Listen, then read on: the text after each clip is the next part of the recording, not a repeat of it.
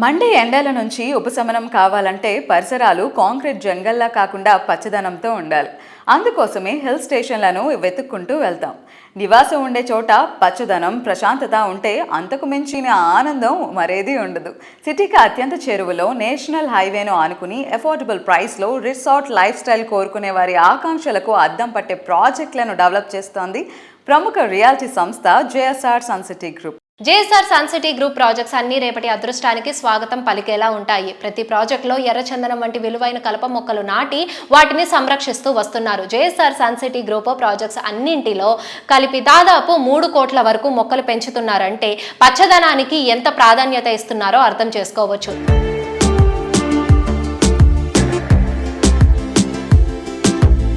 Hello sir, hi. నమస్కారం. పర్యావరణ హితంగా ఉండాలంటే కన్స్ట్రక్షన్స్ అనేవి ఎలా ఉండాలి, వచ్చే తరాలకి కూడా మనం హెల్త్ ఇవ్వాలి. దానికోసం ఎన్వైరన్మెంట్ ఫ్రెండ్లీ అనేది చాలా important. What you say about that? డెఫినెట్గా అమ్మా, ఎన్విరాన్మెంట్ చాలా అవసరం. పర్యావరణాన్ని కాపాడుకుంటూ ఏ పనైనా చేయాలి. నేను ఎక్కువ ఏం చెప్తుంటే, వెంచర్ అంటేనే మెయిన్గా చూడాల్సింది ఇది ఫ్యూచర్ ఇన్వెస్ట్మెంట్. ఫ్యూచర్లో ఇక్కడ ట్రాఫిక్ ఎలా ఉంటుంది, ట్రాన్స్పోర్టేషన్ ఎలా ఉంటుంది, దీనికి ఎయిర్వేస్, రోడ్వేస్, రైల్వేస్ కనెక్టివిటీ ఉందా లేదా, విద్యా వైద్యం దగ్గరలో ఉందా లేదా, అవన్నీ చూసుకొని ఇన్వెస్ట్ చేయాలి. దాంతోపాటు ఏ వెంచర్లో మీరు ఇన్వెస్ట్ చేసినా అక్కడ గ్రీనరీ అనేది చాలా ఇంపార్టెంట్.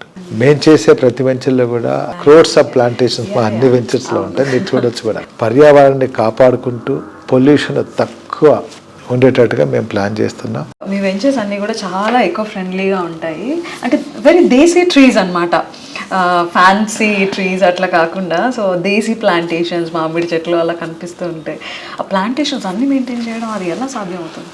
ఒక వెంచర్ వేసామండి, అప్రూవల్ తీసుకున్న ప్లాట్లు స్టోనింగ్ వేసేసాం, డెవలప్మెంట్ చేసాం, ప్లాట్ సేల్ చేసేసి అయిపోయింది.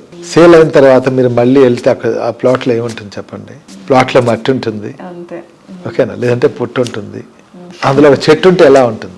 మట్టికి చెట్టుకు కనెక్టివిటీ. ఇక్కడ మీ దాంట్లో బౌండరీస్లో మ్యాంగో, ఒక 10 మ్యాంగోస్ ప్లాంటేషన్స్ లేదా 10 రెడ్ శాండిల్ ప్లాంటేషన్స్. అప్పుడు ఏ ఫ్లవర్స్ ఇంకేదో కాకుండా అవి ఈల్డింగ్ రావాలి. ఎవ్రీ ఇయర్ లేదా ఎవ్రీ క్వార్టర్లీ, హాఫ్ ఇయర్లీ మీరు వెళ్ళినప్పుడంతా మీ దాంట్లో మామిడి చెట్టు ఉంది. దేవతా వృక్షం మామిడి చెట్టు అంటే మంచి ఆక్సిజన్ ఇస్తుంది.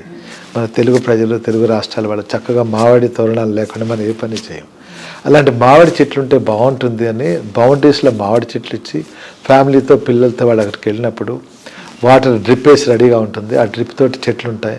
మామిడి ఆకులు, మామిడి చెట్టు, మామిడి పూత, మామిడి పిందెలు, మామిడి కాయలు, మామిడి పళ్ళు వస్తుంటాయి అక్కడికి. అది ఇస్తాం. మధ్య మధ్యలో మళ్ళీ రెడ్ శాండ్ కూడా పెంచుతాం. రెడ్ శాండ్ చాలా హైట్ వెళ్తుంది. ఫ్యూచర్లో ఆఫ్టర్ 15 to 20 years మంచి ఈల్డింగ్ వస్తుంది. దాంట్లో మంచి మీకు డబ్బు కూడా వస్తుంది, రిటర్న్స్ కూడా వస్తాయి. ఈరోజు రెడ్ శాండ్ అనేది అఫీషియల్ అయింది. దాన్ని ఎవరైనా దాన్ని పండించవచ్చు. దానికి అగ్రికల్చర్ శాఖ, సెంట్రల్ గవర్నమెంట్ నుంచి మంచి పర్మిషన్స్ వచ్చిన్నాయి. దాంట్లో కూడా మంచి ఈల్డింగ్ వస్తుంది, మంచి లాభాలు వస్తాయి. ల్యాండ్ అప్రిషియేషన్ అయింది, దానికి సెక్యూరిటీ మెయింటెనెన్స్ ఉంది, వాటర్ ఉన్నాయి, మ్యాంగో ఉంది. ఎవ్రీ ఇయర్ మన క్రాప్స్ వస్తుంటాయి. మనకు అదొక ఫీల్ ఇస్తుంది. ఇప్పటికి 3 crores mangoes and red sandals, మనం 3 crores ప్లాంట్స్ పెట్టున్నా మీ కళ్ళ మంది మీరు చూసుకోవచ్చు. 100 feet రెడ్ శాండిల్ ప్లాంట్ ఈ సైజ్తో కూడా మేము పెంచున్నాం. చాలా మంది తెలంగాణ స్టేట్లో రెడ్ శాండిల్ రాదు, మ్యాంగో రాదు అంటారు. పక్కా వస్తాయి, ప్రయత్నం చూడండి, వచ్చేస్తే. మేము చేస్తున్నాం, ఈరోజు కాదు, 2010లోనే నేను చేస్తున్నాను.